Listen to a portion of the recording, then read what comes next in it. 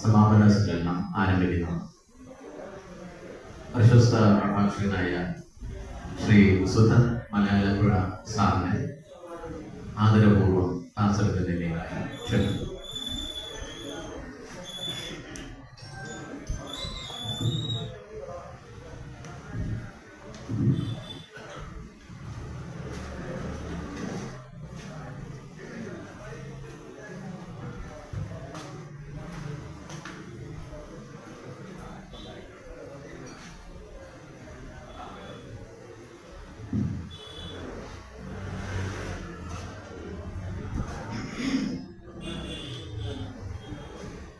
പരമകാരുണികനായ ശ്രീനാരായണ ഗുരുദേവ പ്രണാമം. ഇന്ന് വളരെ യാദൃച്ഛികമായിട്ടാണ് ഈ ഒരു വേദി പങ്കെടുത്തത്. ഇന്ന് ഉച്ചയോടുകൂടിയാണ് എൻ്റെ സുഹൃത്തുകൂടിയായ കനകാംബരൻ ഈ ക്ലാസ് വേണമെന്ന് പറയുകയും അതിനുവേണ്ടി ക്ഷണിക്കുകയും ചെയ്തു. അപ്പോൾ അതിലെനിക്ക് വളരെ സന്തോഷമാണ്. കാരണം മഹാഗുരുവിനാൽ വിരചിതമായ പരക്കെ ആരും പഠിക്കുകയും പഠിപ്പിക്കുകയും ചെയ്യാത്ത ഒരു കൃതി ദേവി പ്രണാമം, ദേവി അഷ്ടകം, അത് എന്നാൽ കഴിയുന്ന വിധത്തിൽ അതിന് ആധികാരികമായ സഹായ ഗ്രന്ഥങ്ങളൊന്നുമില്ലാതെ തന്നെ സ്വയം കുറേ നാളുകൾ എടുത്താണ് ഞാൻ അതിൻ്റെ ഒരു വ്യാഖ്യാനം തയ്യാറാക്കി അവതരിപ്പിച്ചത്. അപ്പോൾ അത് കേട്ടപ്പോൾ നിങ്ങൾക്ക് അതിൻ്റെ ബാക്കി കൂടി കേൾക്കണം എന്നൊരഭിപ്രായം ഉണ്ടായപ്പോൾ അത് എൻ്റെ മനസ്സ് വളരെയധികം സന്തോഷിക്കുന്നു. അതിന് പ്രത്യേകം നന്ദി അറിയിക്കുകയാണ്. കൂടുതൽ സമയം ചെലവഴിക്കാനില്ലാത്തതുകൊണ്ട് ഞാൻ ക്ലാസ്സിലേക്ക് കിടക്കുക. നമ്മളിന്നലെ 5ാമത്തെ ശ്ലോകം വരെയാണ് ചൊല്ലി നിർത്തിയത്. അപ്പോൾ അതുകൊണ്ട് 6, 7, 8 ഈ 3 ശ്ലോകങ്ങളാണ് ശരിക്കും ഈ കൃതിയിലെ ശരിക്കും നമ്മൾ മനനം ചെയ്ത് വ്യാഖ്യാനിക്കേണ്ടത്.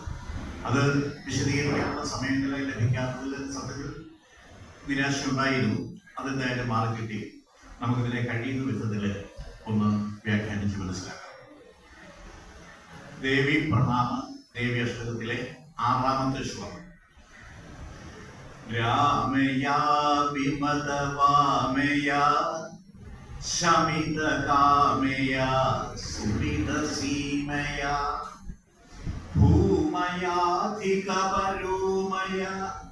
ഘനകദംബയാ വിധുരിതാമയാ ഘോരയാ സമരവീരയാ കലിതകീതയാ സമരപാലയാ പാലയേതി പരിപാലയേതി പരിപാലയേതി ജപമാലയാ.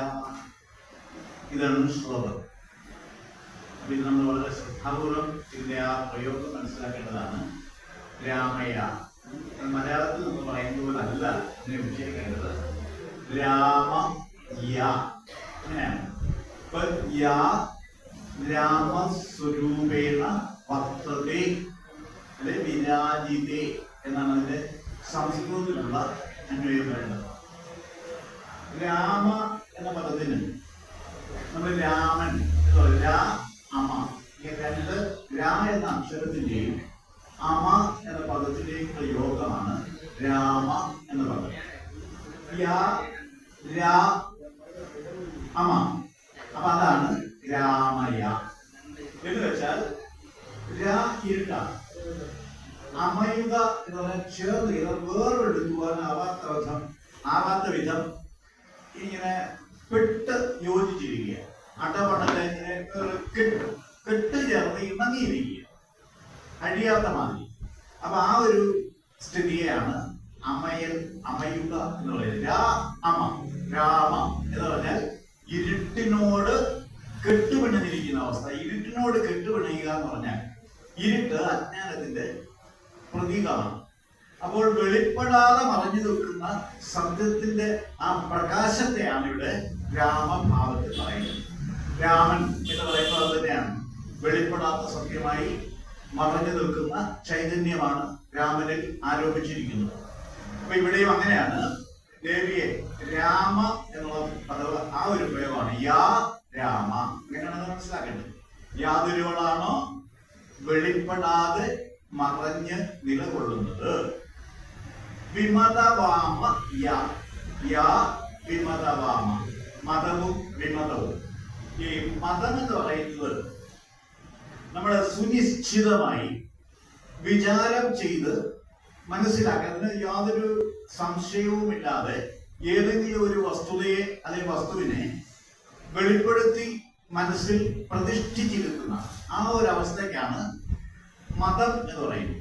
അഭിപ്രായം എന്ന വാക്കുണ്ട്.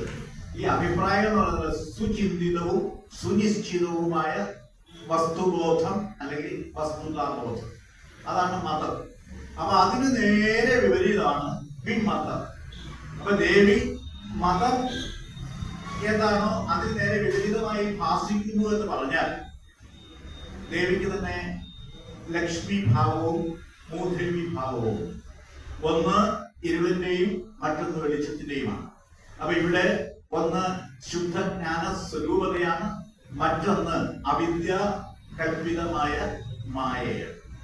അപ്പൊ ഇങ്ങനെ മായ സ്വരൂപിണിയായും ജ്ഞാനസ്വരൂപിണിയായും വർദ്ധിക്കുന്ന മാറിയ ഒരേ ദേവി തന്നെയാണ്. പക്ഷെ ആ ദേവി തന്നെ മായാസ്വരൂപിണിയായി വർദ്ധിക്കും, വിദ്യാ ദേവതയാണെങ്കിൽ ജ്ഞാനസ്വരൂപിണിയായി വർദ്ധിക്കും.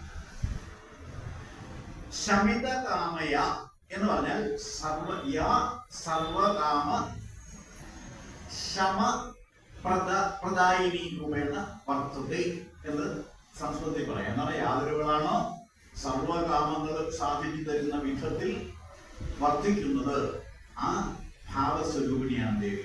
ദേവി എല്ലാ കാമങ്ങളെയും സാധിച്ചു തരുന്നു എന്ന് പറഞ്ഞാൽ അതിന്റെ അർത്ഥം കാമം ആഗ്രഹമാണ്. ആഗ്രഹം എന്ന് പറയുന്നത് രണ്ടു തരമുണ്ട്. വിഹിത കാമങ്ങളുണ്ട്, അവിഹിത കാമങ്ങളുണ്ട്.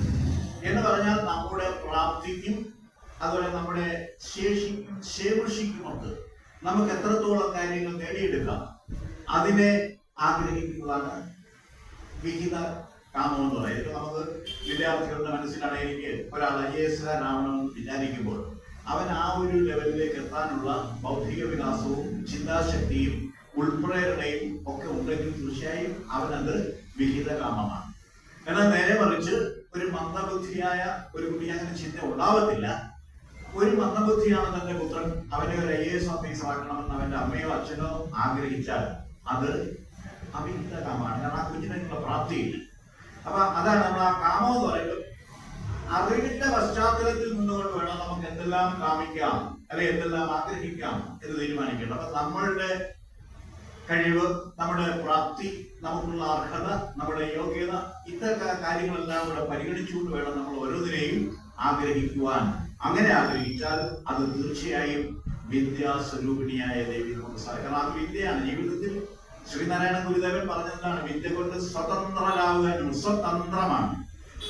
പലരും വിദ്യ കൊണ്ട് പ്രബുദ്ധരാകുക എന്നാണ് പഠിച്ചു വെച്ച് പഠിപ്പിക്കുന്നത്. പക്ഷേ ഗുരു പറഞ്ഞത് വിദ്യ കൊണ്ട് സ്വതന്ത്രരാകാനാണ്. തന്ത്രം എന്ന് പറഞ്ഞാൽ അതിജീവന കലയെന്നാണ്. നമ്മുടെ ജീവിതം പ്രശ്നഭരിതമാണ്. ഓരോ അടി മുന്നോട്ട് വയ്ക്കണമെങ്കിൽ, അല്ലെ ഓരോ നിമിഷം നമുക്ക് മുന്നോട്ട് തള്ളി നീക്കണമെങ്കിൽ നമ്മുടെ പ്രവൃത്തി വളരെ ബുദ്ധിപരവും അതുപോലെ യുക്തിസഹവും ആയിരിക്കണം. അപ്പൊ അതിന് നമ്മെ സഹായിക്കുന്ന കലയാണ് അതിജീവന കല. ആ അതിജീവന കല തന്നെയാണ് ഇവിടെ പറയുന്ന ആ ഒരു ഭാവം എന്ന് പറയുന്നത്. ഈ കാമ ഭാവേന നമ്മൾ ആഗ്രഹിക്കുന്നതല്ല. അപ്പൊ അതെല്ലാം സാധിച്ചു തരുന്നതേ സുമിത സീമയ. അത് പറയുന്നതിന് അർത്ഥം മിതമാണ്. മിതം മാത്രമല്ല, സുമിതമാണ്. സു എന്ന് വെച്ചാൽ നല്ലത് എന്നുള്ളത് ശുഭസൂചകമായ അല്ലെങ്കിൽ നന്മയെ സൂചിപ്പിക്കുന്നതിനെയാണ് സു എന്ന വാക്കുകൊണ്ട് നമ്മൾ ഈ ഒരു പദത്തിന്റെ മുന്നിൽ സു ചേർത്താൽ അത് ശുഭദായകം അല്ലെങ്കിൽ ശുഭസൂചകം അല്ലെങ്കിൽ നന്മ എന്നർത്ഥത്തിലാണ്. അപ്പം സുമിതം. ഇപ്പൊ ഭാഷണം തന്നെ, ഇപ്പൊ ഒരു ഞാനിവിടെ വന്ന് പ്രസംഗിക്കുകയാണെങ്കിൽ ആവശ്യമില്ലാത്ത കാര്യങ്ങൾ ഞാൻ വാചാലനായി പറഞ്ഞു പോയാൽ നിങ്ങൾക്ക് മുഷിവുള്ളൂ. നേരെ പറഞ്ഞാൽ ആവശ്യമുള്ളത് പറയണമെന്നാൽ ആവശ്യമുള്ളത് അതിനപ്പുറം പറയാതിരിക്കുകയാണ്. അതിനെയാണ് മിതഭാഷണം അല്ലെങ്കിൽ വാഗ്മിത്വം എന്നൊക്കെ പറയുന്നത്. നമ്മൾ പറയുമല്ലോ, ഈ മിതഭാഷി എന്ന് പറയും. അതാണ് ഇവിടെ ഏതിനും മിതത്വം വേണം. ഞാൻ ഉദാഹരണം പറഞ്ഞത്, സംസാരം പറഞ്ഞത് ജീവിതത്തിലല്ല, നമ്മുടെ ആഗ്രഹങ്ങൾക്ക് മിതത്വം വേണം, നമ്മുടെ ചെലവുകൾക്ക് മിതത്വം വേണം, നമ്മുടെ ഓരോ പ്രവൃത്തിയും മിതമായിരിക്കും. ആ മിതമാണ് സുമിതം. ഇവിടെ സുമിതം എന്ന് പറഞ്ഞാൽ നന്മയ്ക്ക് വേണ്ടി ഉതകുന്ന, അല്ലെ ശുഭ ഫലങ്ങൾ ഉളവാക്കുന്ന തലത്തിൽ സർവ്വതിനെയും മിതപ്പെടുത്തി നമ്മെ നയിക്കുന്ന ജ്ഞാന സ്വരൂപിണിയാകുന്ന ദേവി എന്നാണ്. അതേ നമുക്ക് യാ സുമിത സീമാവർത്തി ഭാവേന വിരാജിതേ എന്ന രീതിയിൽ അന്വേഷിച്ചു വേണം അർത്ഥം മനസ്സിലാക്കേണ്ടത്. യാ എന്ന് പറഞ്ഞാൽ ആരാണോ, യാതൊരു നാമമാണ് യാ. യായതിന്റെ ഒരു വിസർഗങ്ങളുണ്ട്, തന്നെ ചെറിയ അതറിയാമല്ലോ. അപ്പൊ ആ യാ എന്ന് പറഞ്ഞാൽ സംസ്കൃതത്തിൽ യാതൊരുവൾ എന്നാണ്. യാതൊരുവൻ എന്നുള്ളതിന് അങ്ങനെ തന്നെ ഉപയോഗിക്കാം. ഘന കദംബയ, കദംബം വനമാണ്. ഘന കദംബം എന്ന് പറഞ്ഞാൽ ഇടതൂർന്ന വനം. ഇടതൂർന്ന വനം എന്ന് പറഞ്ഞാൽ ദുർഗമമായ വനം എന്ന് പറഞ്ഞാൽ നമുക്ക് അവിടോട്ട് പ്രവേശിക്കാൻ പറ്റാത്ത വിധം. വനം എന്ന് പറയുമ്പോൾ മരങ്ങൾ മാത്രമല്ല, വള്ളിപ്പടർപ്പുകളും മുള്ളുകളും പുൽച്ചെടികളും എല്ലാം ചേർന്നതാണ്. നമുക്ക് അവിടെ യാതൊരു കാരണവശാലും അങ്ങോട്ട് കടന്നു ചെല്ലാൻ കഴിയാത്ത വിധം ദുർഘടം, കടന്നു പോകാൻ പ്രയാസമുള്ള. അപ്പൊ ഇവിടെ ആ ഒരു ദേവിക്ക് ആ ഭാവം കൊടുക്കാൻ കാരണം നമുക്ക് മനസ്സിലാകുന്ന കാര്യങ്ങളൊന്നും അല്ല ഈ ലോകമായി വിരാജിക്കും. ഇതിന് രഹസ്യങ്ങളൊന്നും നമ്മളെ ഏതാണ്ട് ഇപ്പം കവി പാടിയതുപോലെ അനന്തവജ്ഞാതം അവർണ്ണനീയം, അങ്ങനെയുള്ള ഈ ലോകത്തെ ഏതോ ഒരു കോണിൽ നിന്ന് ചിന്തിക്കുന്ന ആളുകൾ, അഹങ്കരിക്കുന്ന ആളുകൾ, നമ്മുടെ ഈ ഗരിമകളെ പറ്റി പുകഴ്ത്തുന്ന അജ്ഞരാണ് മനുഷ്യർ. ഒരു വിഭാഗം അല്ലാണ്ട് ബഹുഭൂരിപക്ഷം. പക്ഷെ നമ്മൾ ചിന്തിക്കേണ്ടത് ഒരു വിശാലമായ കടൽപ്പരപ്പിലെ ഒരു മണൽത്തരിക്ക് പോലും തുല്യമല്ല നമ്മൾ എന്നുള്ള ആ വിനയ വിനീത ഭാവം. അതാണ് അറിവിന്റെ നിറവെന്ന് പറയുന്നത്. അപ്പൊ അങ്ങനെയുള്ള ഒരു ഭാവതലത്തിലേക്കാണ് നമ്മൾ മനസ്സിലാക്കേണ്ടത്. അപ്പൊ ഇത് ശ്രീനാരായണ ഗുരുദേവന്റെ പ്രയോഗമാണ്. ശ്രീനാരായണ ഗുരുവൻ ബ്രഹ്മവിത്താണ്. ബ്രഹ്മത്തെ നേരിട്ട് ദർശിച്ച് ബ്രഹ്മമയമായി സ്വയം പരിണാമപ്പെട്ട വ്യക്തിത്വത്തിന്റെ ഉടമയായിരുന്നു ശ്രീനാരായണ ഗുരുദേവൻ. ആ ഗുരുദേവൻ ഒരിക്കലും ഗുരുദേവൻ വലുതാണ് എന്ന് പറയുകയോ ഭാവിക്കുകയോ ചെയ്തു. അപ്പൊ അങ്ങനെയുള്ള ഗുരുദേവൻ പറയാണ്, ദേവി എനിക്ക് ദുർഘടയാണ്, എനിക്ക് മനസ്സിലാക്കാൻ പറ്റുന്നില്ല. അപ്പൊ അതിനെ നമ്മൾ ആ രീതിയിലാണ് പറയുന്നത്. പക്ഷെ ഗുരുവിനറിയാം, ഗുരു ദേവിയെ ദർശിച്ച ആളാണ്. ദർശിച്ച ആളിന് മാത്രമേ ദേവിയെ പറ്റി ഇങ്ങനെ വർണ്ണിക്കാൻ പറ്റൂ. അപ്പോഴും ഗുരുവിന്റെ വാക്കിൽ വന്നിരിക്കുന്ന വിനയത്വം, ആ വിനയമാണ് നിർമ്മലിന്റെ ലക്ഷണം. വിധുരിതാമയ, ഈ വിധുരിത എന്ന് പറഞ്ഞാൽ വിളർത്തി കളയുന്ന കരുതൽ. ആമയം എന്ന് പറഞ്ഞാൽ ദുഃഖമാണ്.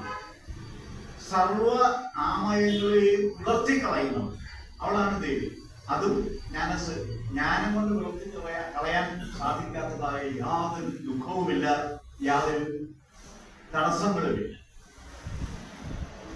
ഘോരയാ യാ ഘോര, യാതൊരുവളാണോ ഘോരരൂപിണിയായി വർത്തിക്കുന്നത്. ദേവിയുടെ ഭാവമാണ്. ദേവി സരസ്വതിയാണ്, ദേവി അന്നപൂർണേശ്വരിയാണ്, ദേവി ദയാമയിയാണ്, കരുണാമയിയാണ്. പക്ഷേ ദേവി ഘോരയാണ്. കാളി രൂപം പാടുമ്പോൾ കാളി ഭാവം വരുന്ന ആ ഒരു സന്ദർഭത്തിൽ ദേവി അതിഘോരയാണ്. സമരവീരയാ യാ സമരവീര. സമരം എന്ന് പറഞ്ഞാല് അറിയാതെ ജീവിത മത്സരത്തിന് വേണ്ടി നടത്തുന്ന യുദ്ധങ്ങളാണ്. സമരം യുദ്ധമാണ്. ഈ യുദ്ധത്തിൽ വീരരൂപിണിയായാണ് ദേവി പകർന്നാടുന്നത്. ദാരിക വധത്തിലും അതുപോലെയുള്ള ഓരോ ഈ നിശുദ്ധ ശുദ്ധവധത്തിലും ഒക്കെ ദേവി ഉഗ്രരൂപിണിയായിരുന്നുകൊണ്ടാണ് അവിടെ യുദ്ധം ചെയ്യുന്നത്. അത് യഥാർത്ഥത്തിൽ അങ്ങനെ ഒരു ദേവി സങ്കല്പമില്ല. ദേവി യുദ്ധം ചെയ്യല്ല എന്ന് പറയാൻ നമ്മള് ആ ജ്ഞാനസ്വരൂപിണിയായ ദേവി ജീവിത പ്രശ്നങ്ങളെ, അല്ലെ നമ്മുടെ ജീവിത സമസ്യകളെ, പ്രതിബന്ധങ്ങളെ, സംസാര സാഗരത്തെ തരണം ചെയ്യാൻ വേണ്ടി മല്ലിടുന്ന ഭക്തന്മാരെ സഹായിക്കുവാൻ വേണ്ടി ഉഗ്രരൂപിണിയായ യോദ്ധാവിനെ പോലെ പൊരുതുമെന്ന് പറയാൻ സംരക്ഷണത്തിന് വേണ്ടി ആ ഭാവവും ദേവി സ്വീകരിക്കും എന്നാണ് പറയാൻ. ഈ സാധുജന സംരക്ഷണാർത്ഥം അല്ലെങ്കിൽ ഭക്തജന സംരക്ഷണാർത്ഥം എതിരെ വരുന്ന ഏത് ശത്രുവിനെയും നിഷ്കരുണം ഇല്ലായ്മ ചെയ്യുന്ന ആ ഒരു ഘോരഭാവവും ദേവി കൈക്കൊള്ളും. സമരപാലയ യാതൊരുവളാണോ സംസാര സാഗര തരണത്തെ, അതാണ് ഈ പാലം എന്ന് പറഞ്ഞാൽ തരണം ചെയ്യണം. സമുദ്ര തരണം, സമുദ്രം എന്ന് പറഞ്ഞാൽ വെറുതെയുള്ള സമുദ്രമല്ല, ജീവിത കടൽ. ആ ജീവിത കടലിനെയാണ് സംസാര സാഗരം എന്ന് പറയുന്നത്. ആ സംസാര സാഗര തരണമാണ് നമ്മുടെ എല്ലാം ജീവിതം.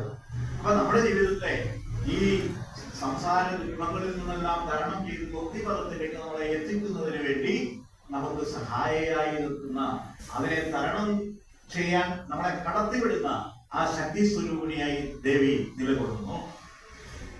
അങ്ങനെയുള്ള ദേവിയോട് പറയുകയാണ് പാലയേതി പരിപാലയേതി പരിപാലയേതി ജപമാലയ എന്ന്. അവിടെ ജപമാലയ എന്ന് പറഞ്ഞാൽ കഴിഞ്ഞ ദിവസം ഞാൻ പറഞ്ഞല്ലോ, നിരന്തരമായ ഇടതടവില്ലാത്ത ജപധ്യാനമെന്നാണ്. ആ ജപധ്യാനം എന്ന് പറഞ്ഞാൽ ഇവിടെ ഗുരു ഉദ്ദേശിക്കുന്ന ജപധ്യാനം രാവിലെ വിളക്ക് കത്തിച്ചു വെച്ച് ഊണും ഉറക്കമൊക്കെ ഉപേക്ഷിച്ച് അങ്ങ് ജപിച്ചുകൊണ്ടിരിക്കാനല്ല. നമ്മളുടെ മനസ്സിലും പ്രവൃത്തിയിലും എന്ത് പ്രവൃത്തിയുമ്പോഴും ഈ ദൈവസങ്കല്പം എന്ന് പറഞ്ഞാൽ ഞാൻ നമ്മുടെ പ്രവൃത്തി മൊത്തം അറിവിൽ നിറഞ്ഞതായിരിക്കും. വിവേകപൂർവ്വം നമ്മൾ എന്ത് പ്രവർത്തിച്ചാലും അപ്പോൾ നമ്മൾ ദേവി അല്ലെങ്കിൽ നമ്മൾ ഏത് ഈശ്വരനെയാണോ നമ്മൾ ഉപാസിക്കുന്നത് ആ ഈശ്വരന്റെ സമർപ്പിതമായ കർമ്മമാണ് നമ്മൾ. അവിടെ നമ്മൾ എന്ത് കർമ്മവും ചെയ്യാം. നമ്മൾ എഴുന്നേൽക്കുമ്പോൾ ആദ്യം ചെയ്യുന്ന ശൗചകർമ്മമല്ലേ ചെയ്യുന്നത്, മലമൂത്രാദി വിസർജനമാണ് നമ്മൾ എഴുന്നേറ്റ് കഴിഞ്ഞാൽ ചെയ്യുന്നത്. അത് ഏറ്റവും വിശുദ്ധമായ ഒരു കർമ്മമാണ്. കാരണം അത് നടത്തിയെങ്കിലേ നമ്മൾ നമ്മുടെ ശരീരം പ്രവർത്തന സജ്ജമായി തീരുള്ളൂ. നേരെ മറിച്ച് അല്ലെങ്കിൽ അത് വായുവവും മറ്റ് മലബന്ധത്തിൽ നിന്നുണ്ടാകുന്ന രോഗങ്ങൾ പോലും നമുക്ക് യാതൊന്നും പ്രവർത്തിക്കാൻ പറ്റത്തില്ല. അപ്പൊ അവിടെ നമ്മള് ആ ഒരു കർമ്മത്തെ നിഷിദ്ധമായിട്ടോ അല്ലെ അശുദ്ധമായിട്ടോ ഒന്നും കാണേണ്ട കാര്യമില്ല. അത് അനിവാര്യമാണ്, ശുദ്ധിക്ക് ഏറ്റവും സർവപ്രധാനവുമാണ്. അപ്പൊ ഇത്തരത്തിലാണ് നമ്മൾ പറയുന്നത്, നമ്മൾ എന്ത് കർമ്മവും ചെയ്യുമ്പോഴും വിവേകപൂർവ്വം ചെയ്യുക, അല്ലെ അറിവിന്റെ വെളിച്ചത്തിൽ നമ്മൾ പ്രവർത്തിക്കുക. അതിനെയാണ് ദേവി ഉപാസന അല്ലെ ദൈവ ഉപാസന എന്ന് പറയുന്നത്. അപ്പൊ ഇത്രയും കാര്യങ്ങളാണ് ഈ ശ്ലോകത്തിന്റെ പദാനുപദാർത്ഥം. നമുക്ക് ഈ ശ്ലോകത്തെ അതിന്റെ വാച്യാർത്ഥം സംക്ഷേപിച്ചു പറയാൻ ഇങ്ങനെ പറയാം: യാതൊരുവളാണോ ജ്ഞാനസ്വരൂപിണിയായും സർവ രഞ്ജിനിയായും, അതായത് എല്ലാവിധ കാര്യങ്ങളും നമുക്ക് നൽകി നമ്മളെ രഞ്ജിപ്പിക്കുന്നവളായും, രഞ്ജിപ്പിക്കുക എന്ന് പറഞ്ഞാൽ ആനന്ദമായി കൊലിപ്പിക്കുക. അതുപോലെ മറഞ്ഞ് ഇതെല്ലാം ചെയ്യുകയും ഒപ്പം മറഞ്ഞു നിൽക്കുകയാണ്. നമ്മുടെ മുന്നിൽ കഴിക്കാൻ ദേവി പ്രത്യക്ഷത്തിലില്ല. കാരണം ദേവി എന്ന് പറയുന്നത് നമ്മളൊരു സങ്കല്പമാണ്. ഇങ്ങനെ ചതുർഹസ്തയും കിരീടധാരിണിയും ഒക്കെ ആയിട്ടുള്ള വീണാവാണിയും ഒക്കെ ആയിട്ടുള്ള ദേവിയെ നമ്മൾ ഭാവന ചെയ്യുകയാണ്. പക്ഷെ അങ്ങനെയൊക്കെ ദേവി അല്ല ഉള്ളത്. ആ ദേവി ജ്ഞാനസ്വരൂപിണിയായി എപ്പോഴും നമ്മുടെ ഹൃദയത്തിൽ, നമ്മുടെ മനസ്സിലാണ് പ്രതിഷ്ഠിതമായിരിക്കുന്നത്. അപ്പൊ അങ്ങനെ അതുകൊണ്ടാണ് ഇവിടെ മറഞ്ഞു നിൽക്കുന്നു എന്ന് പറഞ്ഞിരിക്കുന്നത്. യാതൊരുവളാണോ സർവകാമ ശമിതയും സർവകാമ സാധികയായി മനസ്സുകളിൽ സുമിത സീമാവർത്തിയായി വിരാജിക്കുന്നത്, യാതൊരുവളാണോ ഒരേ സമയം ഭൂതഭൗതിക സ്വത്വസ്വരൂപിണിയായും അതോടൊപ്പം തന്നെ ഭൗതികതരവുമായ സമൃദ്ധിയും പരമമായി അല്ലെ ഏറ്റവും അങ്ങേ അറ്റത്തെ ആ ഒരു നിലയിൽ ജ്ഞാനസ്വരൂപം കൊണ്ട് വിരാജിക്കുന്നത്, നിബിഡവനം പോലെ ദുർഗ്രാഹിയായി വിരാജിക്കുന്നത് യാതൊരുവളാണോ സർവദുഃഖങ്ങളെയും പിളർത്തിക്കളയുന്നത്, യാതൊരുവളാണോ യുദ്ധഭൂമിയിൽ വീര്യവതിയായും ഘോരരൂപിണിയായും ഭാവം പകർന്നാടുന്നത്, യാതൊരുവളാണോ രക്തമുത്തുകൾ ഇടകലർത്തിക്കൊണ്ടെടുത്ത മാല ധരിച്ച് വിരാജിക്കുന്നത്. അവിടെ ഒരു പ്രയോഗം പറഞ്ഞിട്ടുണ്ട്, ജപമാലയ എന്നുള്ള ആ പ്രയോഗത്തിനാണ് ഞാൻ ഈ അർത്ഥം പറഞ്ഞത്. ജപമാലയ്ക്ക് നിരന്തരമായ ജപധ്യാനം എന്നൊപ്പം അതുപോലെ തന്നെ ഈ ദേവിയുടെ കഴുത്തിലുള്ള ദേവിയുടെ കയ്യിൽ ഒരു ജപമാലയുണ്ട്. സരസ്വതിയുടെ ചില പ്രത്യേക ഭാവങ്ങളോടുകൂടി ചിത്രത്തിൽ കാണാം. അത് രത്നങ്ങളും മുത്തുകളും കൊണ്ടുള്ള ജപമാലയാണ്. സാധാരണ നമ്മൾ ഉണ്ടാക്കുന്ന ഈ കടയിൽ നിന്ന് വാങ്ങിക്കുന്ന പിന്നെ വില കുറഞ്ഞ മുത്ത് അതല്ല ഉദ്ദേശിക്കുന്നത്. ദ്രവ്യമൂല്യവും ജ്ഞാനമൂല്യവും സമന്വയിക്കുന്ന മൂല്യാതീത സത്തയാണെന്ന്. അപ്പൊ അത് ദേവിയുടെ കയ്യിലുണ്ട്. അതിനെയാണ് ഇവിടെ പറഞ്ഞിരിക്കുന്നത്. അപ്പൊ ഞാൻ ആ ജപമാലയ്ക്ക് പറഞ്ഞ അർത്ഥത്തിൽ രണ്ടർത്ഥങ്ങൾ കൽപ്പിക്കാം. പിന്നീട് യാതൊരുവളാണോ സംസാര ദുഃഖങ്ങളെയെല്ലാം തരണം ചെയ്യുന്നതിന് വേണ്ടി നമുക്ക് ശക്തിയായി നമുക്ക് കൂടെ നമ്മുടെ സർവ പ്രവർത്തനങ്ങളിലും ഒപ്പം നിന്ന് നമ്മളെ സഹായിക്കുന്നത്, അല്ലെങ്കിൽ നമ്മളെ അക്കരെ കയറ്റിവിടുന്നത്, ഈ സമുദ്രത്തിന്റെ അക്കരെ നമ്മളെ കയറ്റിവിടുന്നത് യാതൊരുവളാണോ അങ്ങനെയുള്ള ദേവി നിരന്തരമായ ധ്യാനത്തിൽ പ്രസാദിച്ച് ഞങ്ങളിൽ സർവ ഐശ്വര്യങ്ങളും ചൊരിയുമാറാകട്ടെ എന്നാണ് ഇവിടെ പ്രാർത്ഥിച്ചിരിക്കുന്നത്. അപ്പൊ ഇത് ഇത്രയും ഞങ്ങൾ നിർത്തുകയാണ്. അടുത്ത ശ്ലോകത്തിലേക്ക് കാണാം. ഇത് വിശദീകരിക്കാനാണെങ്കിൽ കുറെ വിശദീകരിക്കാത്ത സമയമില്ലാത്ത അതിലേക്ക് കടക്കുന്നില്ല. അടുത്ത ശ്ലോകത്തിലേക്ക് കടക്കുകയാണ്. 7ാമത്തെ ശ്ലോകം.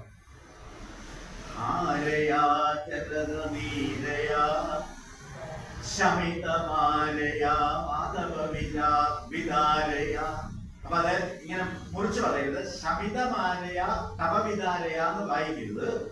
ശമിതമാലയാതപവിതാലയ എന്നുള്ള രീതിയിലും രണ്ട് രീതി ഇതാണ്. ഈ സംസ്കൃതത്തിലുള്ള പ്രത്യേകത നമ്മൾ എങ്ങനെ അന്വയിച്ച് വ്യാഖ്യാനിക്കുന്നു അതിനനുസരിച്ച് അർത്ഥം വഴി വരും. മറ്റുള്ള ഭാഷ പോലെ ഇവിടെ പിന്നെ അടുത്ത ലൈൻ ഇങ്ങനെയാണ്. ഭൂമയാധികവികാരയ ചകിതചോരയ സകലസാരയ ലീലയാജ ശിവധാരയ മുലിതകീരയ അമിതശൂരയ പാലയേതി പരിപാലയേതി പരിപാലയേതി ജപമാലയ. അവിടെ പറഞ്ഞ ഹാരയാ യാ ഹാര ഭൂഷിത ഭാവേന ദൃശ്യതേ എന്ന് വെച്ചാൽ യാതൊരുവളാണോ ഹാരമണിഞ്ഞ് പ്രശോഭിക്കുന്നത്. ഹാരം എന്ന് പറഞ്ഞാൽ മുത്തുമാല എന്നാണ്. മുത്തുകൾ കൊണ്ടുണ്ടാക്കിയ മാലയ്ക്കാണ് ഹാരം എന്ന് പറയുന്നത്. ജലദനീരയ ജലദനീര സ്വരൂപേണ വിരാജിതേ എന്ന് പറഞ്ഞാൽ യാതൊരുവളാണോ ജലദനീരം എന്ന ഒരു ശബ്ദമാണ്. കാർമേഘമാണ്, പെയ്യാൻ വേണ്ടി നിൽക്കുന്ന നിറമേഘത്തെയാണ് ജലദ നീരത എന്ന് പറയുന്നത്. ശമിതമാലയ യാതൊരുവളാണോ സർവവിധ കാമങ്ങളെയും ശമിപ്പിക്കുന്നത്, അല്ലെ കാമസംഹാരിണിയായി വർത്തിക്കുന്നത്. കാമസംഹാരിണി എന്ന് പറഞ്ഞാൽ സർവവിധ കാമസാധിക തന്നെയാണ്. തപവിദാരയ യാ തപവിദാരിണി സ്വരൂപേണ വർത്തതേ. വിദാരണം എന്ന് പറഞ്ഞാൽ അറിയാമല്ലോ, അതിനെ ഛേദിച്ചു കളയല്ലേ, വിടർത്തി കളയലെന്നാണ്. തപം എന്നുള്ളതിന് ദുഃഖം. നമുക്ക് ദുഃഖം വരുമ്പോൾ നമ്മുടെ ശരീരം ചുട്ടു തപിക്കും. അതുകൊണ്ടാണ് കണ്ണുനീര് വരുന്നത്. അതുപോലെ അധികമായി കണ്ണുനീര് വന്ന് ദുഃഖിച്ചു കഴിഞ്ഞാൽ പനി വരും. അതൊക്കെ നമ്മുടെ ശരീരം ക്രമാതീതമായി തപിക്കുന്നത് കൊണ്ടാണ്.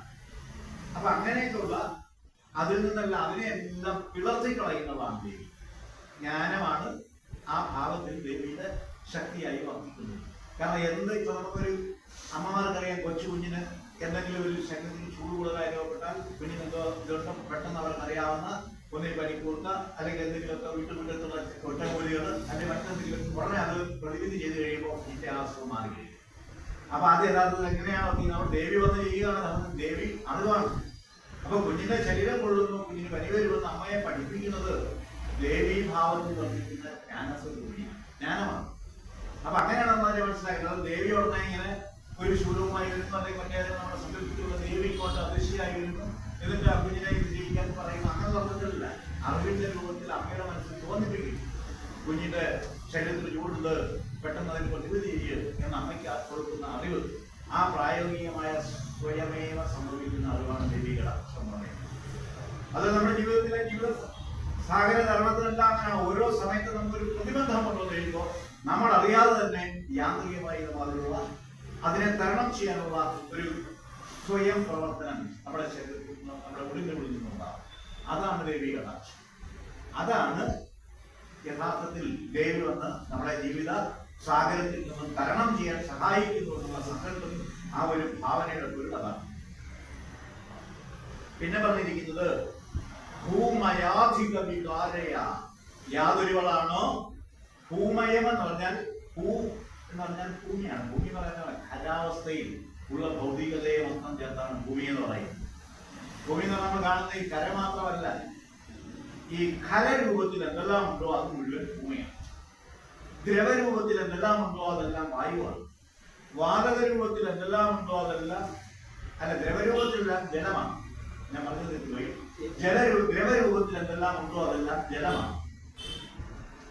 വാതക രൂപത്തിൽ എന്തെല്ലാം ഉണ്ടോ അതെല്ലാം വായുവാണ്. ഉഷ്ണരൂപത്തിൽ എന്തെല്ലാം ഉണ്ടോ അതെല്ലാം അഗ്നിയാണ്. ഇനി ആകാശം എന്ന് പറഞ്ഞാൽ എന്താ പറയുക? നമ്മൾ കാണുന്ന ഈ നമ്മള് തലയ്ക്ക് മീതെ കാണുന്ന മേഘാവൃതമായ മേടാപ്പിനെ അല്ല ആകാശം എന്ന് പറയുന്നത്. അവകാശ ധാതു ആകാശ എന്നാണ് ആകാശത്തിന്റെ നിർവചനം. അതൊരു സംസ്കൃത പദമാണ് ആകാശം. അവകാശ ധാതു ആകാശം എന്ന് പറയാൻ ഏതൊരു വസ്തുവിനും സ്ഥിതി ചെയ്യുവാൻ ഇടം കൊടുക്കുന്നത് യാതെന്നാണോ അതാണ് ആകാശം. വിശ്വാകാശം എന്ന് പറയുമ്പോൾ ആ വിശ്വാകാശത്തിലുള്ള സ്ഥലത്താണ് ഭൂമി ഉൾപ്പെടെയുള്ള സമ്പത്ത് നിലനിൽക്കുന്നത്. ഭൂമിയെ പോലെ തന്നെ കോടാനുകൂടി ഗ്രഹങ്ങൾ ഈ വിശ്വാകാശത്തിലുണ്ട്. ആ ഇതെല്ലാം ഭൂമി അതാണ്. നമ്മൾ വിചാരിക്കുന്ന ഭൂമി എവിടെയെങ്കിലും ഉറച്ചിരിക്കുകയാണ്. അതൊന്നുമല്ല. ഭൂമി വിശ്വാകാശത്തിൽ ഇങ്ങനെ കറങ്ങിക്കൊണ്ടിരിക്കുന്ന ഒരു സാധനമാണ്. ബോൾ ഇങ്ങനെ വായുവിൽ കിടന്ന് കറങ്ങുന്നത് പോലെ നിശ്ചിതമായ വ്യവസ്ഥയോടുകൂടി കോടാനുകൂടി വർഷങ്ങൾ ഭ്രമണം ചെയ്ത് തുടങ്ങിയ ഭൂമി ആ ഭ്രമണം തുടർന്നുകൊണ്ടിരിക്കുന്നതിന് അത് എത്രത്തോളം ഉണ്ടാകുമെന്ന് നമുക്ക് യാതൊരു നിശ്ചയില്ല.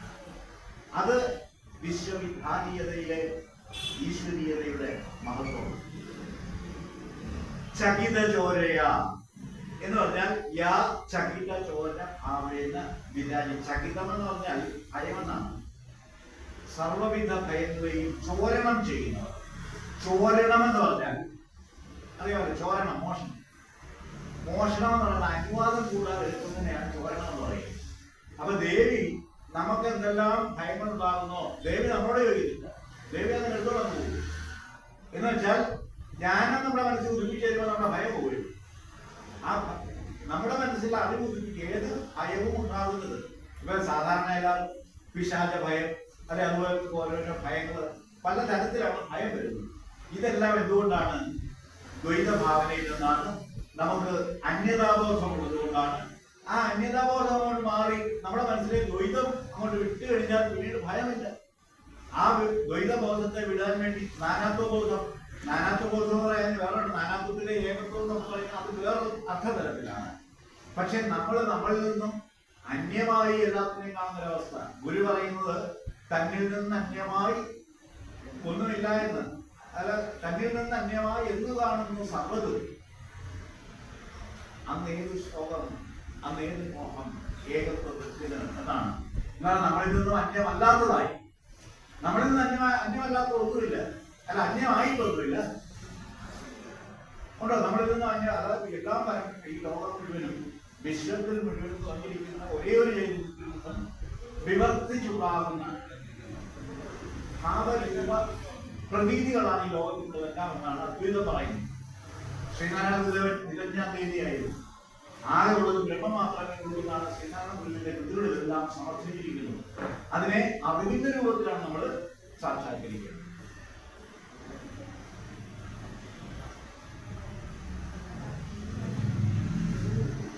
പിന്നെ പറഞ്ഞിരിക്കുന്നത് സകല സാരയ യാ സകല സാര സ്വരൂപേണ വിരാജിതേ എന്ന് പറഞ്ഞാൽ സർവസാര മൂർത്തിയായി വിരാജിക്കുന്നവരാണ്. വിരാജിക്കുക എന്ന് പറഞ്ഞാൽ വിശേഷ രൂപത്തിൽ രാജിക്കുക. രാജിക്കുക എന്ന് പറഞ്ഞാൽ ശോഭിക്കുക. അപ്പൊ ഒരു അറിവിന്റെ ദേവിയുടെ ഭാവങ്ങളെല്ലാം വിശേഷ രൂപഭാവങ്ങളാണ്. അപ്പൊ അങ്ങനെ ഉള്ള ആ ഭാവരൂപങ്ങളിൽ ജ്ഞാനസ്വരൂപിണിയായി വിരാജിക്കുന്ന അല്ലയോ ദേവി എന്നാണ്. എന്നിട്ട് വീരയ ച ശിവധാരയ യാ വീര ച പറഞ്ഞാൽ ഒപ്പം അതും കൂടിക്കുന്നതാണ്. വീരയുമാണ്, ഒപ്പം ശിവധാരയുമാണ്. ശിവധാര എന്ന് പറഞ്ഞാൽ ശിവന്റെ ഭാര്യ, ശിവഭക്തി, ശിവ. അതിനാദ്യം ഒന്നാമത്തെ ശ്ലോകത്തിൽ വിശദീകരിച്ചതാണ്. മുലിത തീരയ യാ മുലിത തീര എന്ന് പറയുന്നത് മുലിതം എന്ന് പറഞ്ഞാൽ ഈ മുത്തുകൾ ഇങ്ങനെ കൂട്ടി വരുമ്പോണ്ടാകുന്ന ഒരു ശബ്ദം. അതിനാണ് മുലിത കീരം എന്ന് പറയുന്നത് മുത്തിന് ഉള്ള പ്രത്യേകത അത് നവരത്നങ്ങളിൽ ഒന്നാണ്. പക്ഷേ നവരത്നങ്ങളിൽ പെടുന്ന മുത്തിനൊരു പ്രത്യേകത അത് ലോഹ രത്നങ്ങളുടെ കൂട്ടത്തിൽ പെടുന്നതല്ല. മുത്ത് ലോഹമാണ്, പക്ഷെ അത് രത്നമാണ്. നവരത്നങ്ങളിലെ മുത്ത് ലോഹരത്നങ്ങളിൽ പെടുന്നതല്ല. അതുകൊണ്ട് അത് കൂട്ടിയിരുന്നാൽ കിലുകിലുക്കമല്ല, മുലിതനാദമാണ്. ആ മുലിതനാദം എന്ന് പറഞ്ഞാൽ ഇപ്പൊ നമ്മളൊരു ലോഹമണികൾ കൂട്ടി ഉരുങ്ങുമ്പോഴുള്ള ശബ്ദമല്ല. അറിയാം, നമുക്ക് അനുഭവമുണ്ടല്ലോ. ഈ മുത്താണ്, മുത്ത് കൂട്ടി വരുമ്പോൾ ഒരു ശബ്ദമുണ്ട്, അതിനെയാണ് മുലിതനാദം എന്ന് പറയുന്നത്. പിന്നെ നമിതശൂരയ, പിന്നെ ആ നാമത്തിന്റെ പ്രത്യേകത മനസ്സിലാക്കണം. ഈ മുലിതനാദം, കിലുകിലനാദം, ഇങ്ങനെ നാദത്തിന് പല ഭാവരൂപങ്ങളുണ്ട്. ഓരോ നാദത്തിനും അർത്ഥങ്ങളുണ്ട്. ഈ നാദബ്രഹ്മത്തിന്റെ ഏറ്റവും മൗന എന്ത് പറയുന്ന മൗനമുക്ത രാഗ ആ ഒരു ഇതാണ്. പിന്നെ മൗന ശബ്ദം വേറൊരു സാധാരണ നമ്മൾ ഗുരുവിന്റെ തന്നെ പ്രയോഗങ്ങളുണ്ട്. അതായത് ശബ്ദമുണ്ട്, പക്ഷെ അത് മൗനത്തിലാണ്. മർമ്മര ശബ്ദം, പക്ഷെ മർമ്മര ശബ്ദം കേൾക്കത്തില്ല, നമുക്ക് അനുഭവിക്കാം. മൗനമന്ദഹാസം എന്നൊക്കെ പറയത്തില്ലേ. അപ്പൊ ഈ ശബ്ദം സംവദിക്കുമ്പോൾ ഇപ്പൊ ശ്രീനാരായണ ഗുരുദേവൻ രമണ മഹർഷിയെ സന്ദർശിക്കാൻ പോയ അവസരത്തിൽ അവര് തമ്മിൽ യാതൊരു സംഭാഷണവും നടന്നില്ല. പക്ഷേ ആ സംഭാഷണം അവിടെ നടന്നു. അത് രമണ മഹർഷി കേട്ടു, ഗുരുദേവനും കേട്ടു. ഗുരുദേവൻ അത് രേഖപ്പെടുത്തി വെച്ചു നിർവൃതി പണ്ഡിതത്തിൽ. അത് നമുക്ക് ആ ഇത് പഠിക്കുമ്പോൾ മനസ്സിലാക്കാം. ഇപ്പൊ അതിലേക്ക് കടന്ന ഇത് പൂർത്തിയായില്ല.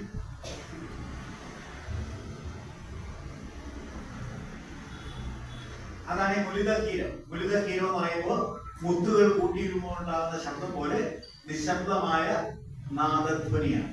ആ നാദധ്വനി നമുക്ക് മനസ്സിലാക്കാൻ പറ്റും, പക്ഷെ അത് കേൾക്കാൻ പറ്റും. ശമിതശൂരയ, യാതൊരുവളാമല്ല, നമിതശൂരയ. നമിതശൂര എന്ന് പറഞ്ഞാൽ ശൂരന്മാരാൽ നമിക്കപ്പെടുന്നവളെന്നാണ്. ഏതൊരു ശൂരനും ദേവിയുടെ മുന്നിൽ നമിച്ചു നിൽക്കും. കാരണം സർവശൂരത്വത്തിന്റെയും ആധാരമൂർത്തി, അതിനേക്കാളെല്ലാം വെല്ലുന്ന ശക്തി സ്വരൂപിണിയാണ് ദേവി. എത്ര വീരന്മാരും ദേവിയെ കണ്ടാൽ അറിയാതെ നമിച്ചു. പാലയെ അങ്ങനെയെല്ലാമുള്ള ദേവി ഞങ്ങളെ പരിപാലിക്കുമാറാകട്ടെ.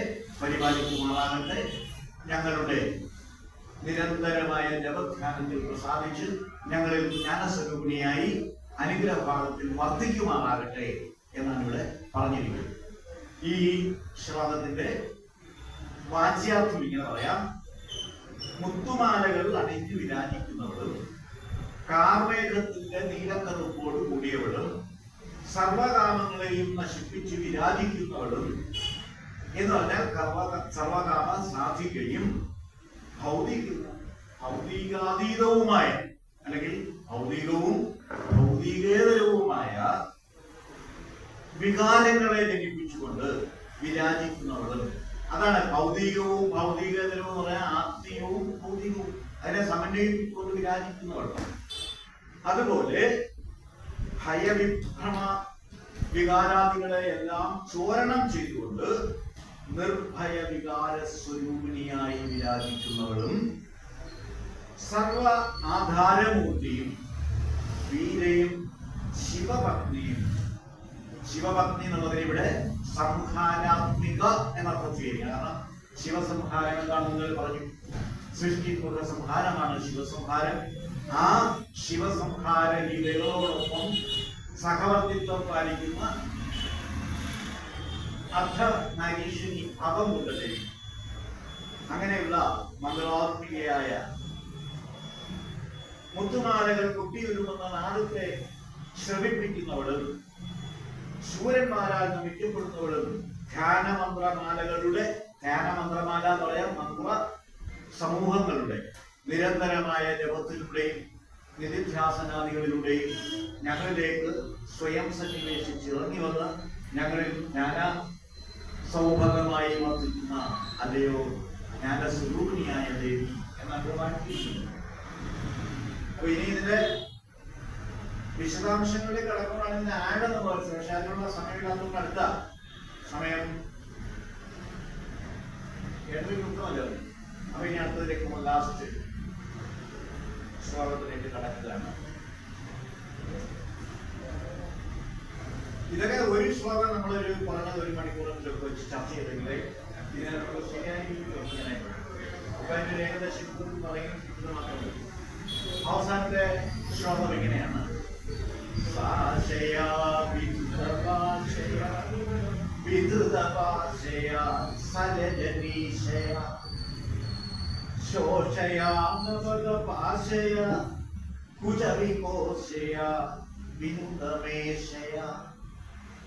സേനയാ സുമധനാശയ ദിവിമോചിത ഹൃദയരാശയ ഗമിതനാശയ കേലയാദൃതസുഘോഷയ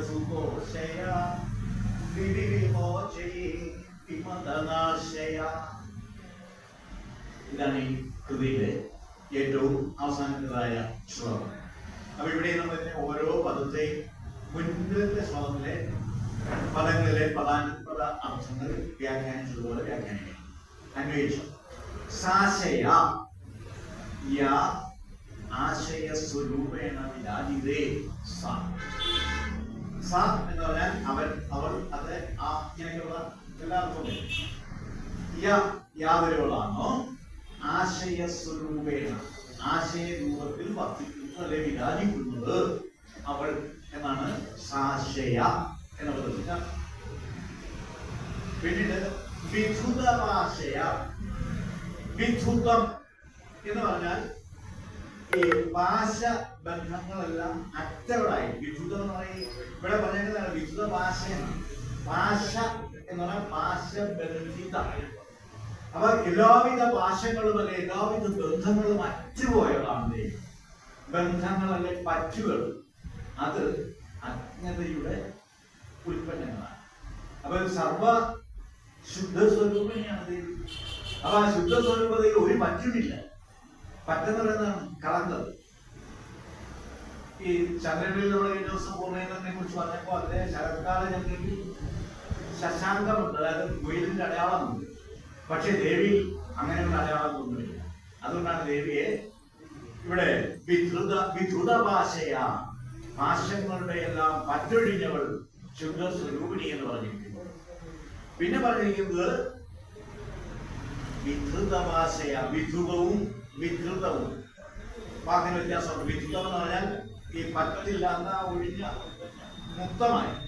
വിധൃതം എന്ന് പറഞ്ഞാൽ ഉപേക്ഷിക്കുക, പൊട്ടിക്കുക, വിടക്കുക. അപ്പൊ അതെന്താണ്?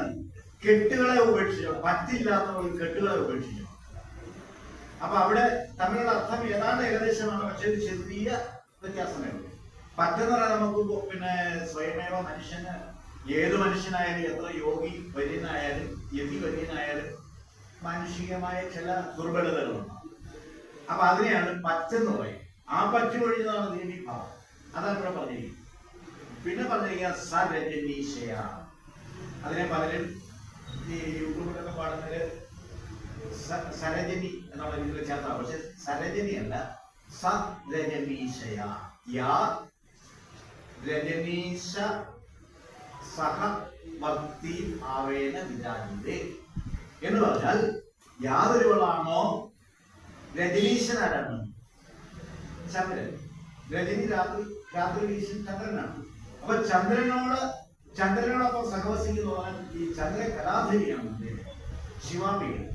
അപ്പൊ ശിവനിലുള്ള എല്ലാ അലങ്കാരങ്ങളും ദേവിയിലുമുണ്ട്. കാരണം അവര് അർദ്ധനാരീശ്വര ഭാവത്തിലാണ് വിരാജിക്കുന്നത്. അപ്പൊ അങ്ങനെയുള്ള ചന്ദ്രകലാധരിയായ അല്ലയോ ദേവി, ചന്ദ്രകലാധരി പറയാൻ അതേക്കുറിച്ച് എന്തുകൊണ്ടാണ് ചന്ദ്രകലാധരി? ഈ സാധാരണ നമ്മള് പെൺകുട്ടികളൊക്കെ തലയിൽ ചില ആഭരണങ്ങളൊക്കെ കാണും. അതിനുള്ള സാധനമല്ല ഈ ശിവന്റെയും ശിവ അംബികയുടെയും തലയിലെ ചന്ദ്രകല. അതൊരു ആഭരണമല്ല. ചന്ദ്രൻ എന്ന് പറയുന്നത് സൃഷ്ടിക്കുന്ന സംഹാര പ്രതീകമാണ്. അതൊരു കാവ്യമാണ് ചന്ദ്രൻ എന്ന് പറയുന്നത്. യഥാർത്ഥത്തിൽ ചന്ദ്രൻ ഇല്ല, പക്ഷെ എങ്ങനെ ഇല്ലാത്തതിനെ നമ്മൾ കാണുകയും ചെയ്തു. അപ്പൊ ഈ ചന്ദ്രൻ എന്ന് പറയുന്നത് സ്വയം പ്രകാശന ശേഷിയില്ലാത്ത ഒരു ഗ്രഹമാണ്. അത് ഉപഗ്രഹം കൂടിയാണ്. അതിന് ഇരുണ്ട ഭാവമാണ്. അത് ചന്ദ്രനിൽ പോയി ആൾക്കാർ തെളിയിച്ചിട്ടുള്ളത്. ചന്ദ്രൻ സ്വയം പ്രകാശന ശേഷി ഇല്ലാത്ത ഗോളമാണെങ്കിലും നമുക്ക് നീലാശോഭയോടുകൂടി തന്നെ കാണാൻ സാധിക്കും. അതെങ്ങനെയാണ്? അതിന്റെ കാരണം സൂര്യന്റെ അഗ്നി സൗരാഗ്നി ചന്ദ്രന്റെ ഉപരിതലത്തിൽ പതിക്കുമ്പോൾ നമ്മുടെ ഭൂമിയുടെ ഉപരിതലം പോലെയല്ല ചന്ദ്രന്റെ ഉപരിതലം. അത് മണ്ണും കല്ലും നിറഞ്ഞ ഒരു പ്രതലമാണ്. അത് മുഴുവൻ അങ്ങനെയാണ്. പോയിട്ട് നമ്മൾ അറിയാമല്ലോ, ഇന്ന് ചന്ദ്രന്റെ ഫോട്ടോകളൊക്കെ നമുക്ക് എടുത്തിരുന്നുണ്ട്. അപ്പൊ അങ്ങനെയുള്ള ആ ഗ്രഹത്തിലേക്ക് പകൽ സമയത്ത് സൂര്യൻ ജ്വലിച്ചു നിൽക്കുമ്പോൾ സൗരാഗ്നിയെ ഈ ഉപരിമണ്ഡലത്തിലെ മണ്ണിൽ പ്രതലങ്ങളെല്ലാം ചുട്ടുപൊഴും. കാരണം അത്രയ്ക്ക് ശക്തമാണ്. കുറെ കൂടെ ഭൂമിയിൽ പതിക്കുന്നതിനേക്കാൾ തീവ്രതയോട് കൂടിയാണ്. അപ്പൊ അതാഗ്നി ചുട്ടുപഴും. ആ ചുട്ടുപഴുക്കുന്നത് പ്രതിഫലന രൂപത്തിലാണ് നമുക്ക് വരുന്നത്. അപ്പൊ ഇത് രണ്ടും ഭൂമിയും സൂര്യനും വിപരീത ദിശയിലാണ് ഭ്രമണം ചെയ്യുന്നത്. അപ്പോൾ ഭൂമി സൂര്യനിൽ നിന്ന് മറഞ്ഞു കഴിയുമ്പോൾ, അല്ലെങ്കിൽ നമ്മൾ അധിവസിക്കുന്ന ഭൂപ്രദേശം സൂര്യന് പ്രതിമുഖമായി വരുമ്പോൾ നമ്മുടെ അഭിമുഖമായി ചന്ദ്രമണ്ഡലം, ആ ചന്ദ്രമണ്ഡലം അപ്പോൾ സൗരാഗ്നിയിൽ ജ്വലിച്ചുകൊണ്ടിരിക്കുക. അപ്പൊ അതിന്റെ പ്രതിഫലിത ദൃശ്യമാണ് നമുക്ക് യഥാർത്ഥത്തിൽ കാണുന്ന ചന്ദ്രിക, പൗർണമി തിരുവോണം എന്ന് പറയുന്നത്. അത് നമ്മൾ മുന്നേ ഒരു വലിയ കണ്ണാടി ഉണ്ടാക്കി വെച്ചിട്ട് ആ കണ്ണാടിയിൽ നിന്നൊരു വലിയ ആഴി ഉണ്ട്. ആഴി കൂട്ടിയാൽ ആ ആഴിയുടെ അതേ ഭാവം കണ്ണാടിയിൽ കാണാം. ഇത് നമ്മൾ അകലത്തിലിരിക്കുകയാണെങ്കിൽ പക്ഷേ ഈ അഗ്നിയുടെ ചൂട് നമുക്ക് അനുഭവപ്പെടുന്നില്ല. ചിലപ്പോൾ തീക്ഷ്ണമായ പ്രകാശത്തിലേക്ക് നമുക്ക് കണ്ണുകൊണ്ട് നോക്കാൻ പറ്റുന്നില്ല. പക്ഷേ നമുക്ക് കണ്ണാടിയിൽ പ്രതിഫലിക്കുന്ന ഏത് തീക്ഷ്ണമായ പ്രകാശം, പിന്നെ മറ്റേ റിഫ്ലക്ട് ചെയ്ത് കണ്ണാടിയിലേക്ക് വരുന്ന അതല്ല, അല്ലാതെ നിഴലായി ശോഭിച്ചു നോക്കുമ്പോൾ നമുക്ക് ഏത് തീവ്രതയും ഇവിടെ കാണാം. അതാണ് ഒരു പ്രത്യേകത എന്ന് പറയുന്നത്. അപ്പൊ അതുപോലെയാണ് ചന്ദ്രന്റെ അവസ്ഥ. പിന്നെ ചന്ദ്രൻ ഓരോ പൗർണമി മുതൽ അമാവാസി വരെയുള്ള 15 ദിവസം കഴിയുമ്പോഴേക്കും ഒരു പ്രാവശ്യം ഇങ്ങനെ കണികാരൂപം, അത് ചന്ദ്രപ്പൂട് പോലെ അന്തരായിരിക്കും. തേങ്ങാപ്പൂട് പോലെ ചെറിയ നേർത്ത ചന്ദ്രക്കലയാണ്. ആ ചന്ദ്രക്കല ഒന്നാം ദിവസം വളരെ നന്നതായിരിക്കും, രണ്ടാം ദിവസം കുറെ കൂടി നന്നതായിരിക്കും, മൂന്നാം ദിവസം കുറെ, അത് ഓരോ കലകളാണ്. ഇങ്ങനെ 14 ദിവസം അത് പൂർണ്ണമാണ്. 15-ാം ദിവസം കുറെ പൗർണമി പിറ്റേന്ന് മുതലുള്ള 15-ാമത്തെ ദിവസം ചന്ദ്രൻ നമുക്ക് പൂർണ്ണമായും അപ്രത്യക്ഷമായി. പിന്നീട് വീണ്ടും പലപടി ഓരോ കലകളായി അത് വളർന്ന് വീണ്ടും പൂർണ്ണമായി മാറും. അപ്പൊ അങ്ങനെയുള്ള ആ ഒരു പ്രതീക ബിംബത്തെ, ചന്ദ്രകലയെ ദേവി ശിരസിൽ ആഭരണമായി വെച്ചിരിക്കുന്നത് സൃഷ്ടിമുഖ സംഹാര ധർമ്മ പ്രക്രിയയിലെ ചാക്രീയതയെ പ്രതിഫലിപ്പിക്കാൻ വേണ്ടിയാണ്. അല്ല ചുമ്മാ ഇങ്ങനെ ഒരു ചൂടുമല്ല ചെയ്യുന്നത്. അപ്പൊ പിന്നീട് പറഞ്ഞിരിക്കുന്നത് ശോഷയാനവത ഭാഷയ. നമ്മൾ ഈ ദേവിയുടെ പാശങ്ങൾ, ഇവിടുത്തെ പാശത്തിന് കയറെന്നുള്ള അർത്ഥമല്ല എടുക്കുന്നത്, ദേവിയുടെ ഭൗതിക ബന്ധങ്ങളെയാണ്. അപ്പൊ നമ്മുടെ ഭൗതിക സ്വരൂപിണിയായ ദേവി എന്ന് പറയുമ്പോൾ ഒരു രൂപഭാവം കൽപ്പിക്കുമല്ലോ. ആ രൂപഭാവങ്ങളെ ഇഴവിരിച്ചു നോക്കിയാൽ, ഉദാഹരണമായി സരസ്വതി ദേവിയെ നമ്മൾ കാണുന്ന ഒരു സ്ത്രീ, സുന്ദരിയായ ഒരു സ്ത്രീയുടെ രൂപം ആദ്യം സങ്കല്പിക്കുന്നു. ആ സ്ത്രീയുടെ കയ്യിൽ ഒരു വീണയുണ്ട്, താമര പൂവിലാണ് ഇരിക്കുന്നത്, പിന്നെ കൈ വേറെ ജപമാലയുണ്ട്, പിന്നെ പലതുണ്ട്. അപ്പൊ ഇതെല്ലാം എന്താണ്? കഴിഞ്ഞ ദിവസം ഞാൻ പറഞ്ഞു, ഇതെല്ലാം ഓരോ പ്രതീക ചിഹ്നങ്ങളാണ്. അല്ലെങ്കിൽ അതിനെ പറയുന്നത് സിംബൽസ് എന്നാണ് പറയുക. അത് പ്രതീകമാണ്. പ്രതീകം എന്ന് പറഞ്ഞാൽ ഒരു താമരപ്പൂ ദേവി വെച്ചിരിക്കുന്നു എന്ന് പറഞ്ഞാൽ എന്റെ അർത്ഥം, എന്റെ കയ്യിലിരിക്കുന്ന ഈ താമരപ്പൂവ് നിങ്ങളുടെ ഹൃദയപുഷ്പമാണ്. ആ ഹൃദയപുഷ്പത്തിലാണ് ഞാൻ കുടികൊള്ളുന്നത്. ഞാൻ ഇരിക്കുന്ന ഈ താമരപീഠം അത് നിങ്ങളുടെ മനസ്സാണ് എന്ന് ദേവി നമുക്ക് പറഞ്ഞു തരികയാണ്. അപ്പൊ അങ്ങനെ ഓരോ ഭാവങ്ങളായി ഇഴവിരിച്ച് ദേവി ഇന്നതാകുന്നു എന്ന് മാറ്റിയെടുത്തു കഴിയുമ്പോൾ സച്ചിദാനന്ദ സ്വരൂപമാകുന്ന ആ ജ്ഞാനസ്വരൂപം മാത്രം അവശേഷിക്കും. ബാക്കിയുള്ള ആഭരണാദി ഭൂഷാദികളെല്ലാം അപ്രത്യക്ഷമാണ്. അതെല്ലാം അറിവിന്റെ രൂപത്തിൽ നമുക്ക് തെളിഞ്ഞു കിട്ടും. അതാണ് ഇവിടെ പറഞ്ഞിരിക്കുന്നത് ശോഷയാനവത ഭാഷയായ. അപ്പൊ അവിടെ ഭാഷത്തിന് കയറുന്ന അർത്ഥമല്ല എടുക്കേണ്ടത്, ലോകവുമായുള്ള ബന്ധം. ലോകം പറയുമ്പോൾ ഭൗതികവുമായുള്ള ബന്ധം. ഭൗതിക ബന്ധങ്ങളെ എല്ലാം ഇതേപോലെ ഇഴവിരിച്ചു വേണം ദേവിയെ മനസ്സിലാക്കാൻ. അപ്പൊ ഈ ശ്ലോകത്തിന്റെ സാമാന്യമായ അർത്ഥം സംക്ഷേപിച്ചുകൊണ്ട് നമുക്ക് ഈ ക്ലാസ് സമാപിപ്പിക്കാം. ഈ ശ്ലോകത്തിൽ ഒരു പറഞ്ഞിരിക്കുന്നത് ഇതാണ്. അത് അതിനായിട്ട് നമുക്ക് കുറെ പ്രയോഗങ്ങളുണ്ടായിരിക്കും. കുജവികോശയ.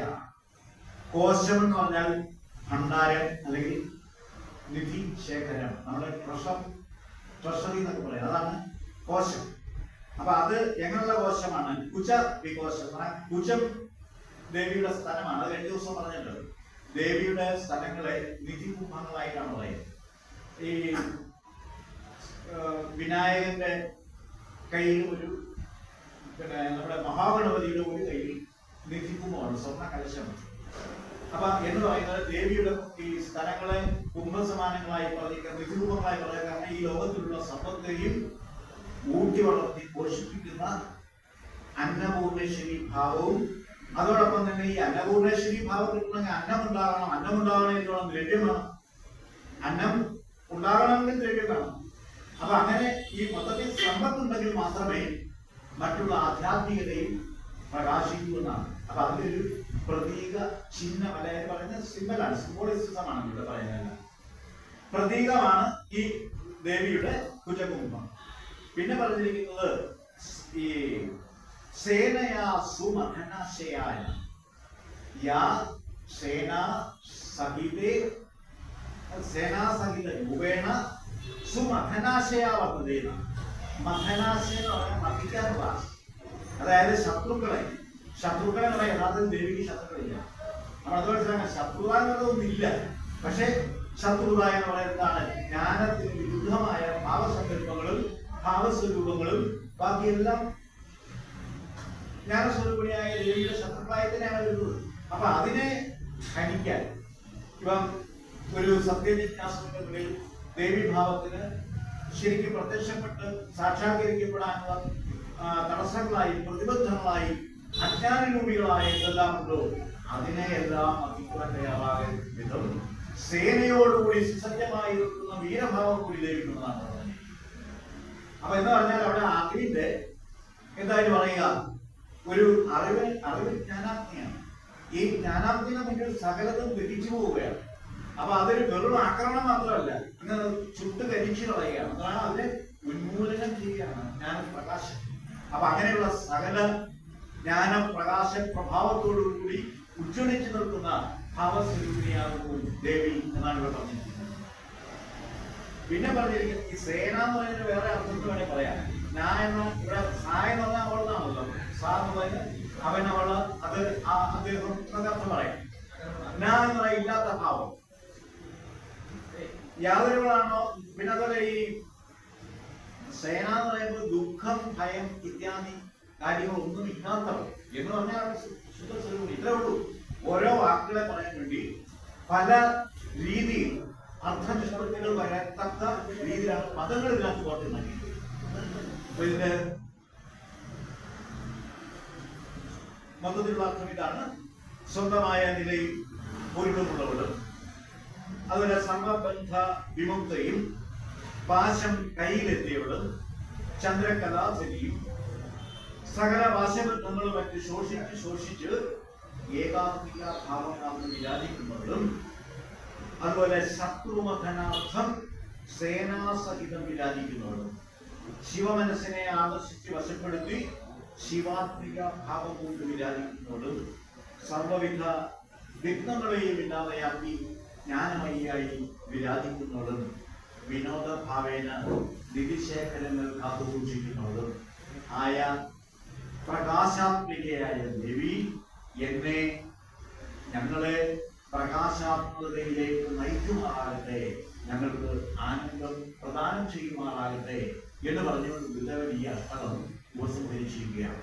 ഇവിടെ സമയം തീർന്നു എന്നുള്ളതുകൊണ്ട് ശരിയായ വിശദീകരണമാകാൻ സാധിക്കില്ലെങ്കിലും ഏകദേശ രൂപത്തിൽ മഹാഗുരു രചിച്ച ദേവീ പ്രണാമ ദേവീഷ്ടകമെന്ന മഹത്കൃതിയിലെ 8 ശ്ലോകങ്ങളുടെ ഏകദേശമായ ഒരു അർത്ഥം പറഞ്ഞ് അവതരിപ്പിക്കാൻ 2 ദിവസങ്ങളായി സാധിച്ചു. അത് കേൾക്കുവാനുള്ള നിങ്ങളുടെ സന്മനസ്സിന് വേണ്ടി നമിക്കുന്നു. അപ്പം എനിക്കിവിടെ ഇത് നിങ്ങളുമായി സംവദിക്കാൻ സൗഭാഗ്യം ശ്രീനാരായണ ഗുരുദേവന്റെ ആ നിയോഗത്തിന് മുന്നിൽ പ്രണാമങ്ങൾ അർപ്പിക്കുന്നു.